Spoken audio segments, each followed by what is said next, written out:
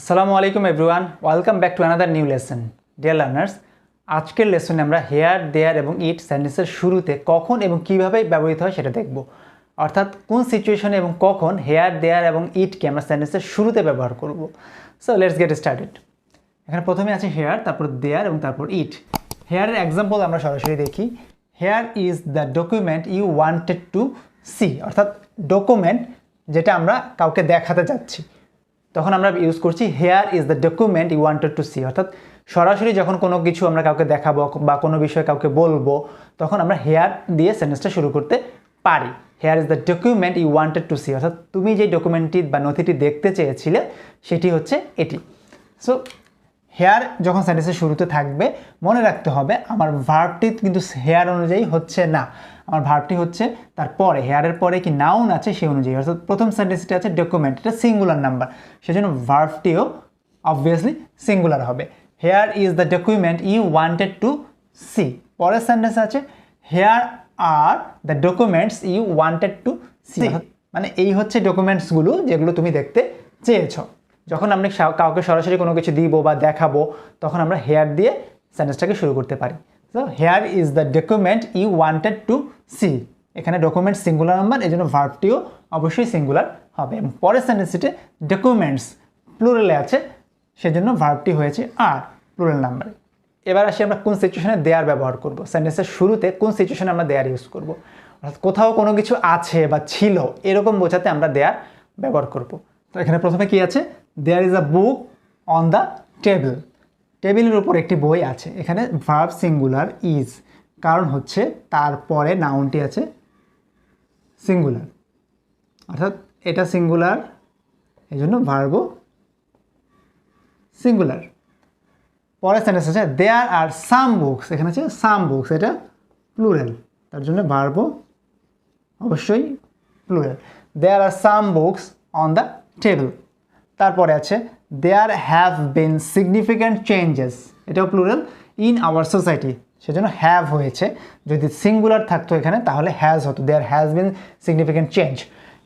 এখানে চেঞ্জেস থাকার কারণে, প্লুরাল হওয়ার কারণে এখানে আমরা ভার্ব প্লুরাল হ্যাভ ব্যবহার করেছি। অর্থাৎ দেয়ার আমরা কখন ব্যবহার করব, কোথাও কোনো কিছু ছিল বা কোথাও কোনো কিছু আছে এরকম বোঝাতে আমরা দেয়ার ব্যবহার করব, এবং অবশ্যই তারপরে যে নাউনটি থাকবে সেটি অনুযায়ী আমরা ভার্ব ব্যবহার করব। অর্থাৎ ভার্ব কখনো দেয়ার অনুসারে হবে না, ভার্বটি হবে তারপরে কি নাউন আছে তার উপর। নাউনটি যদি সিঙ্গুলার থাকে তাহলে অবশ্যই ভার্ব সিঙ্গুলার হবে, এবং নাউনটি প্লুরাল থাকলে ভার্ব অবশ্যই প্লুরাল হবে। সো এই জন্যই there is a book on the table এবং there are some books on the table. There have been significant changes in our society. তারপরে আসি আমরা ইটের ক্ষেত্রে। ইট কখন ব্যবহার করব, কোনো জেনারেল কথা বলার ক্ষেত্রে, কোনো জেনারেল কোনো কিছু বলার ক্ষেত্রে আমরা ইট ব্যবহার করতে পারি। আবার কোনো ব্যক্তি বা বস্তুকে সরাসরি ইন্ডিকেট করার জন্য আমরা ব্যবহার করতে পারি। যেমন আমরা বলতে পারি বলা সহজ, it is easy to say, it is easy to learn English, এরকম ক্ষেত্রে আমরা ইট ব্যবহার করব। এবার এক্সাম্পলে আসি, it is our duty to work for the nation.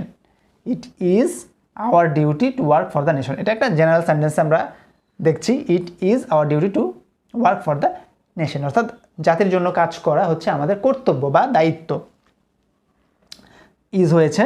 তারপরে সেন্টেন্স আমরা দেখি it is they, it is they who are responsible for this, মানে এই হচ্ছে তারা যারা এর জন্য দায়ী।